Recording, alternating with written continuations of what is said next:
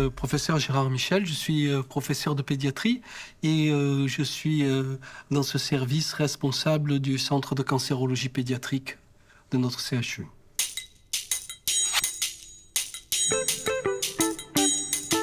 Alors bon, j'ai longtemps été chef de service d'hématologie, d'immunologie et de cancérologie pédiatrique. Je ne le suis plus depuis quelques années, puisque c'est mon élève et ami, le professeur Chambost, qui assure maintenant ses fonctions, mais je continue à travailler dans ce service jusqu'à ma retraite. Et je reste responsable du centre de cancérologie pédiatrique et également de l'organisation interrégionale de la cancérologie pédiatrique qui s'est un petit peu modifiée ces derniers temps. Mais bon, peu importe. Voilà, donc je m'occupe de l'hématologie générale, des maladies hématologiques malignes et non malignes, mais tout de même, mon domaine de compétence, c'est particulièrement les maladies hématologiques malignes, c'est-à-dire les leucémies et les lymphomes.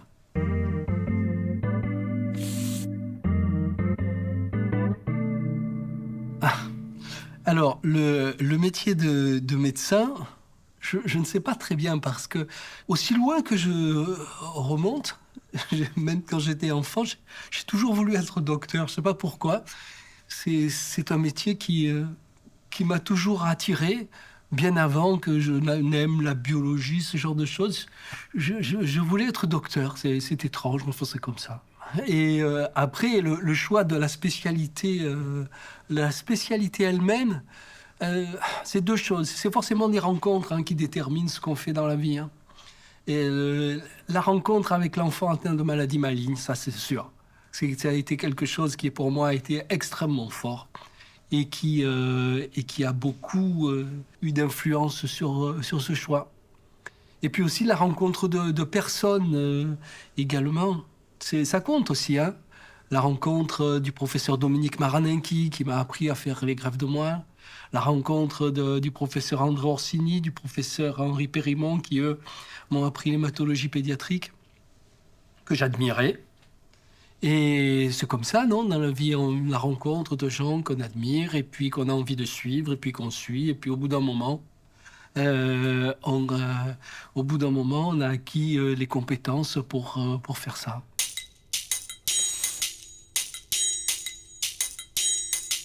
Alors, le service est un service qui ne s'occupe pas que de maladies malignes, puisque on est le centre de cancérologie pédiatrique pour PACA Ouest et Corse. Le centre de greffe de cellules souches hématopoïétiques pour PACA Corse, et puis aussi on a un recrutement en dehors de PACA Corse. Mais on s'occupe également d'autres maladies, des maladies hématologiques non malignes. C'est à dessein que je dis pas bénignes, parce que bon, des gosses qui ont des maladies de l'hémoglobine, des thalassémies, des drépanocytoses, des choses de ce genre, c'est compliqué de dire que c'est bénin, parce que c'est pas bénin du tout.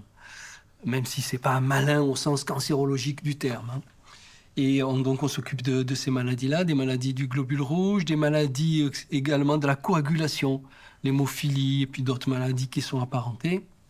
Et puis aussi une de nos grandes occupations, si j'ose dire, enfin domaine de compétences plutôt, ce sont les déficits immunitaires constitutionnels, c'est-à-dire des enfants qui naissent avec une immunité qui ne marche pas. Alors elle ne peut pas marcher du tout, c'est la catastrophe, ou marcher un peu, beaucoup, bon.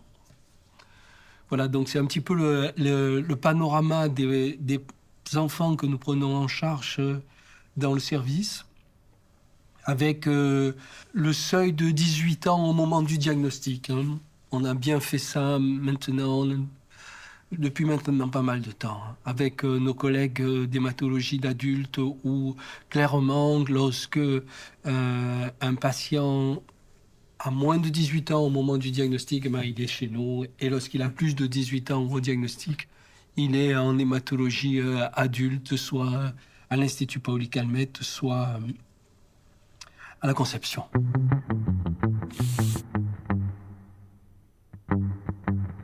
Alors, effectivement, les patients sont généralement référés d'autres centres. Donc déjà, ils savent un certain nombre de choses. Et puis, effectivement, le moment de l'annonce est un moment qui est absolument crucial, hein, dans l'histoire de ces patients. C'est un moment qui doit être bien soigné. Et c'est un truc enfin, un truc. C'est un domaine qui a beaucoup évolué au cours de ma carrière. Et vraiment, c'est bien, hein. Beaucoup de gens disent, ouais, avant c'était mieux. Non, non, non, non. Euh, Avant, c'était moins bien pour beaucoup de choses. Et pour l'annonce, c'est sûr.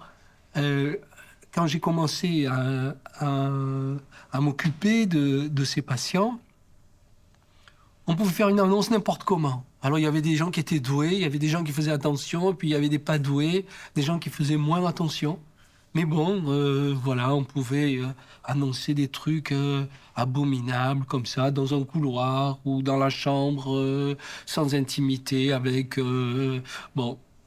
Et puis ça a beaucoup changé, ça, parce que au fil des années, je pense sous la pression des patients, le, le corps médical et paramédical a évolué et a admis qu'il fallait un certain nombre de règles de l'annonce, qu'il fallait des règles sur les comment on annonce, sur où on annonce, sur qu'est-ce qu'on annonce, et également.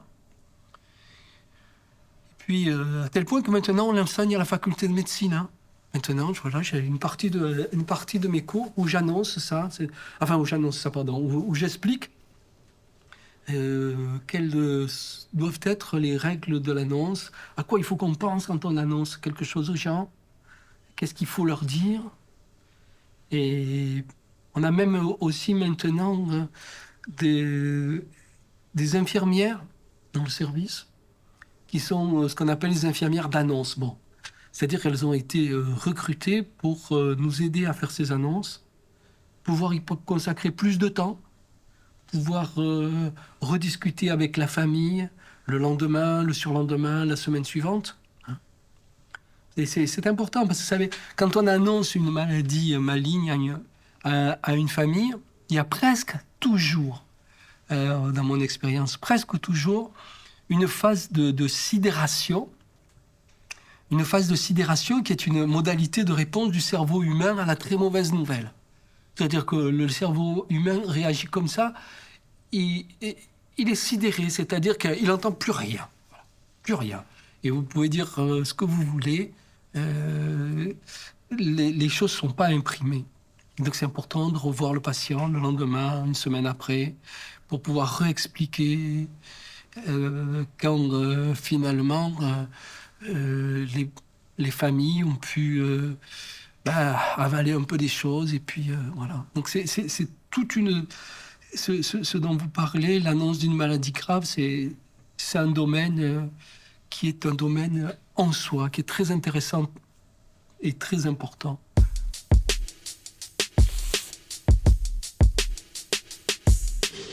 La difficulté psychologique, c'est constant pour après l'annonce d'une maladie grave.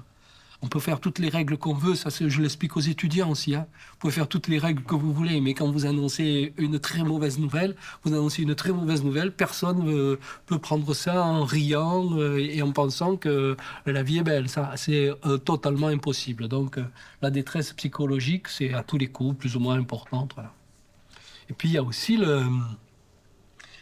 la détresse sociale, financière, parce que souvent, quand on a un enfant qui a une maladie grave, un des deux parents au moins est contraint de s'arrêter de travailler. Donc, ça fait parfois des manques à gagner. Et puis aussi des dépenses supplémentaires tout de même. Et donc, cette prise en considération, elle est extrêmement importante parce que si en plus d'avoir des ennuis de santé très sérieux avec son enfant, si en plus on a des problèmes de précarité, c'est évidemment, hein, une double peine, hein. Et en dehors des pathologies malignes, il n'y a pas que les pathologies malignes où il y a ce problème de précarité qui peut poser des problèmes supplémentaires. Vous voyez, dans les maladies de l'hémoglobine, la drépanocytose, par exemple, qui est une maladie qui touche beaucoup, presque exclusivement, des patients d'Afrique subsaharienne. Et il n'échappe à personne que des gens qui viennent d'Afrique subsaharienne, en moyenne, il y en a des riches, bien sûr, mais en moyenne, vivent dans des situations socio-économiques qui sont moins bonnes que les autres populations de notre société. Donc c'est un point très important à prendre en compte, et on a la chance d'avoir de bonnes assistantes sociales. De bonnes assistantes sociales, et on a la chance d'avoir des associations, et bon, particulièrement le Fil d'Ariane, n'est-ce pas, puisque c'est même sa motivation principale comme ça, de pouvoir venir en aide sur le plan social et financier à des gens qui se retrouvent comme ça dans une situation précaire ou dont la précarité est aggravée par la maladie. Voilà, donc c'est un point qui est majeur.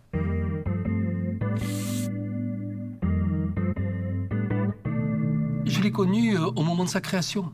On était allés déjeuner ensemble, n'est-ce pas, dans un petit restaurant qui est Boulevard Baille.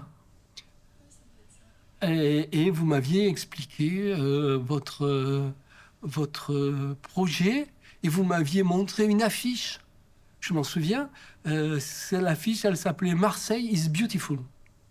Et il y avait toutes sortes de photos de Marseille. Et c'est avec ça que vous avez commencé à récolter des fonds, non? Avec cette affiche « Marseille is beautiful ».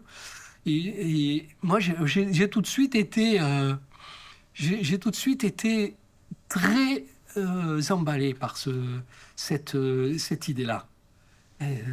Vraiment très emballé, parce que c'est quelque chose auquel, étonnamment, beaucoup d'associations qui ne pensent qu'à bien faire, bien entendu, ne pensent pas. Vous voyez, on a beaucoup plus de gens qui pensent que là où ils peuvent améliorer les choses, c'est en offrant des nounours ou des ordinateurs, c'est ce qui est bien, hein. Mais finalement, cette idée extrêmement pragmatique de dire on va aider financièrement, socialement des gens qui en ont besoin et dont la maladie aggrave la situation, ça c'est une idée qui est l'idée du Fil d'Ariane et qui est pas fréquente, hein, pas fréquente du tout. Donc bravo.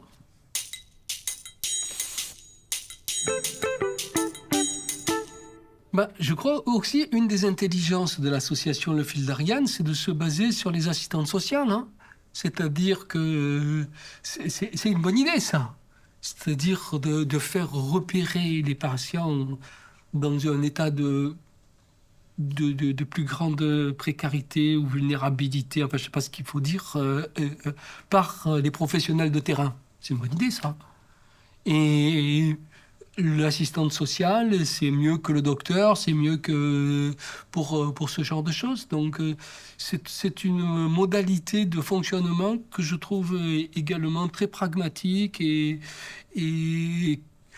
qui garantit une certaine justice dans l'attribution. Vous voyez, puisque c'est des gens de terrain qui vont un peu guider les attributions. Après, je comprends que ça ne peut pas être infini, on ne peut pas aider tout le monde au niveau où on voudrait. Enfin, je vous avoue que, autant que j'ai pu voir, j'ai rarement vu des aides injustifiées. Et à l'inverse aussi, il me semble que chaque fois qu'on a demandé quelque chose, je n'ai pas le souvenir qu'on ait eu des noms comme ça catégoriques. Voilà, donc le fonctionnement me paraît tout à fait bien, tout à fait bon.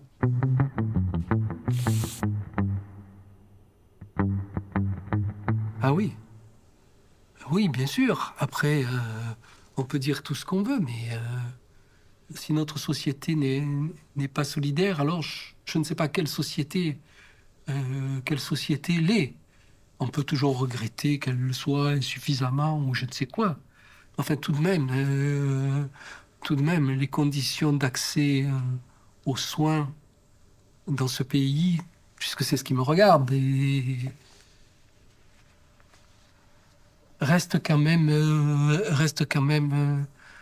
de bonne qualité, avec un sens de la solidarité sociale qui n'existe pas quand on voyage dans beaucoup d'autres pays.